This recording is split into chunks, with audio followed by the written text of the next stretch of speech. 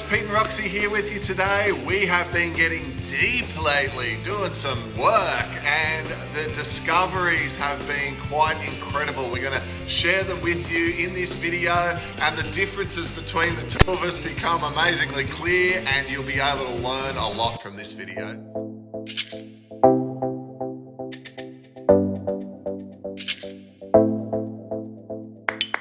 Hey guys, it's Pete and Roxy here today, and we thought we'd check in. We have been a little bit MIA. We've been doing some really deep work on ourselves, healing and meditation and breath work, and yeah, so we've been doing that here at our house. We took a couple of days out last week to focus on ourselves and get deep. So we're back. We thought we'd just do a bit of a casual video today to share with you some of the findings that we found in that journey over the last couple of days, and also a little update. We've changed the set. The set is a more relaxed home set, lounge room set, I guess you'd call it. So we're feeling really good, and yeah, so do you want to start firstly with what you found in your journeying over the last couple of days, Pete? Yeah, look, the clearing and the self-realizations and understandings of the different layers, it never really ends. It's something which the more you look, the more interesting things you find about yourself, about your perspectives,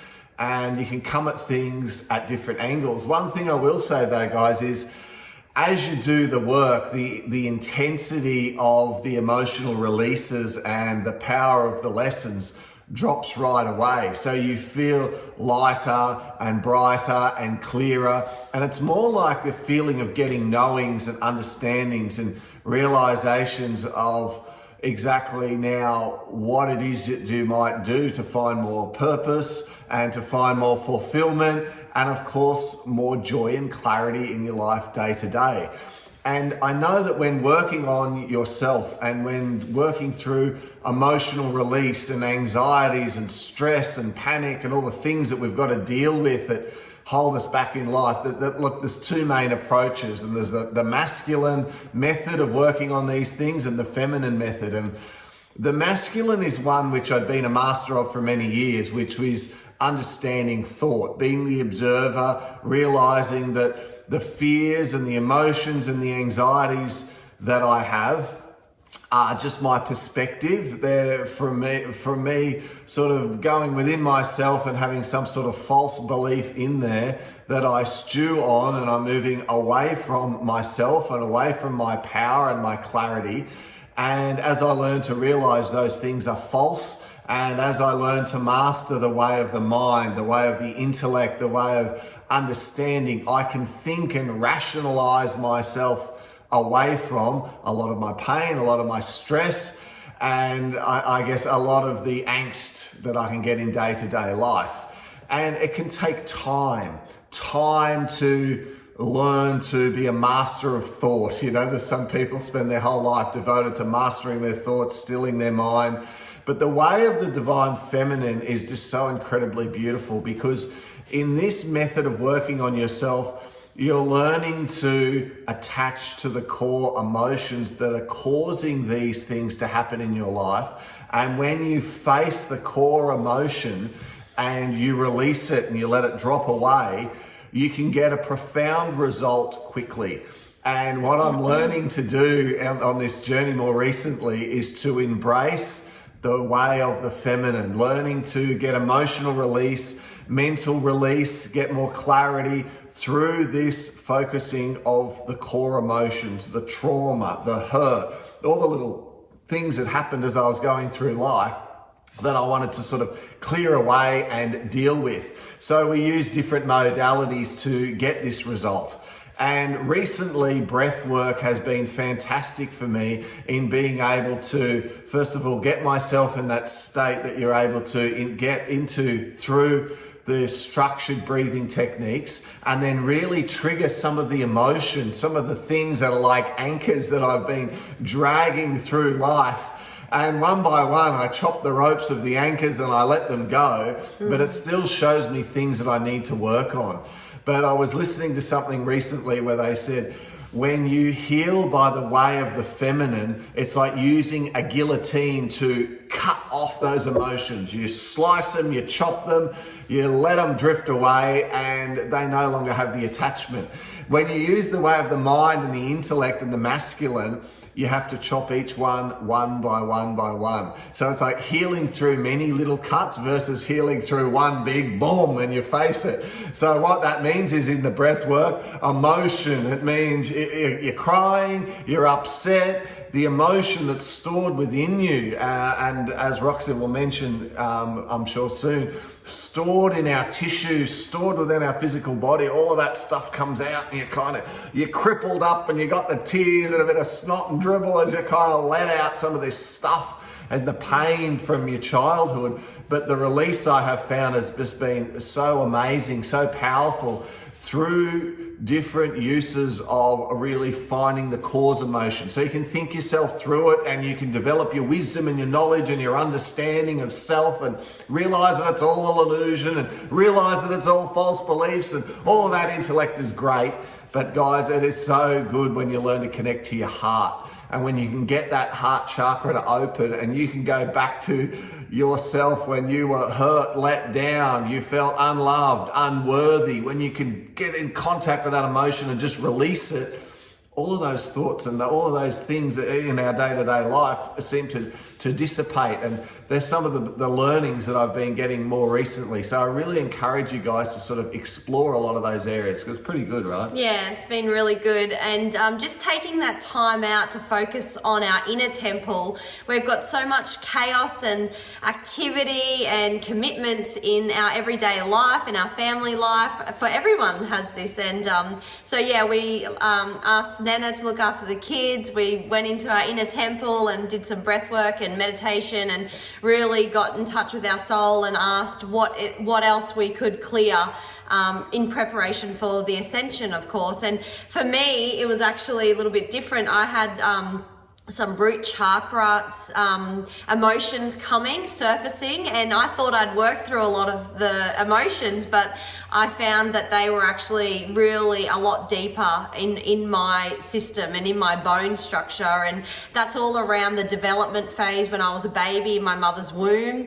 Some of the trauma that was occurring on the outer world in my mother's life and my father's life actually affected me as the little baby inside of the womb, and it caused me to have a lot of fear, anxiety, and being scared, a scared little baby. So I instantly held on like a little girl inside the womb, and it showed me just how riddled my body really was, because I was still being developed, and my bones had chains and imprints all over them of scared, and I had to cry and meet that emotion. And it was, it was really actually quite deep and scary for me, because through this process, it was almost like a rebirth, and I was afraid of dying. So when I surrendered and completely, honestly let go and just said, whatever, I give up, I surrender, pretty much, because I was in so much pain and fear in this process, it allowed me to meet the emotion and float away with it, and meet the fact that we are infinite, and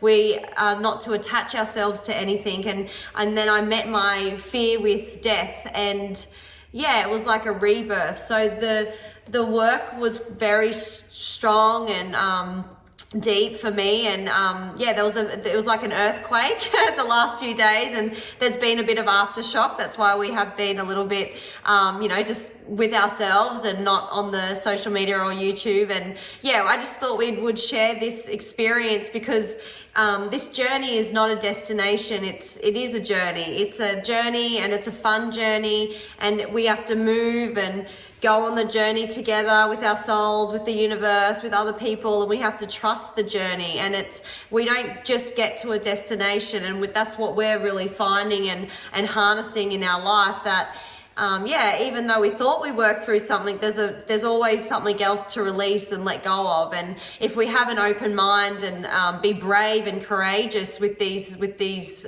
tools, with the breath work, with meditation and other modalities that there are out there, we can really be vulnerable and open our heart up to learn more of the universe, learn more about ourselves, let go of more to receive more from the high realms, the high flow of energy. And yeah, I already feel lighter and brighter, and allowing myself to meet death. When we are ascending, we're becoming our light bodies, which is out of physical form. So if you can imagine an ice cube dissolving, that's essentially what transcendence is. That's what the ascension is. When we get to 5D and 6D, we're moving our frequency so high that we can come in and out of form, material form in the physical realm, into the higher dimension. So to allow yourself to fall into the arms of the universe, and that death and rebirth situation or experience, it's falling into the arms of transcendence and ascension, essentially. And that's what I learned. So I learned to let go completely, surrender, and that is the next, kind of phase of the transcendence and the ascension. So yeah, pretty profound experiences we had, hey? And so different. So different. We are so different. So what we've worked out as well is Pete is a lot different to me and Dan and a few others in the family and our friends. Like, all of us are somewhat like working through emotions from this lifetime, constantly, having things come up, and layers upon layers upon layers. And then we're realizing our past lives and significant past lives that we have to integrate for the ascension. And Pete's kind of just watching us all being beautiful and holding space, but not really having the same significant kind of emotional purges happening, hey? And at first you think, am I doing something wrong? Am I not getting in touch with my emotions enough? Am I looking at this the wrong way? Am I resisting? Am I this? Am I that? And then I had to just keep going back to being patient and understanding and realizing, I'm open. It's not like I have a problem, but I'm also not going to make up some story about, I feel like I had a past life riding a donkey down a hill or whatever, and make some stupid story up when I just don't have those things. But then it comes why. So I research and I learn more.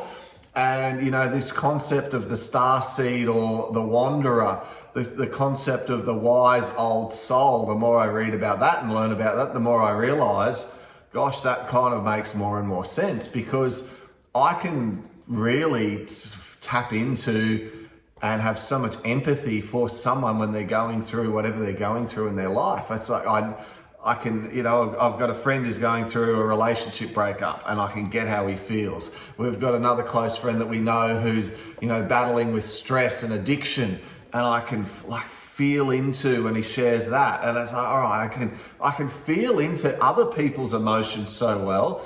And then just through doing the breath work and doing some work within myself, I realized that it's like I actually am remembering those emotions because I've experienced all of those before. So why don't I have the past life stuff? And then I stumbled on some of the beautiful work of Ra and the channelings that came through for the Book of One, realizing this whole idea that perhaps I've gone through all of those different things before and had many, many, many, many lives, and then chosen to come back at this time to help other people, to share information. But, you guys know when you come back in, you got to play by the rules. What are the rules? Well, you fall under the veil of forgetfulness. You got to go in there and learn it all over again. You've got to experience duality. You've got to be burnt. You've got to have pain. You've got to have disappointment to experience love and hope. And hopefully with a wise soul and a developed soul,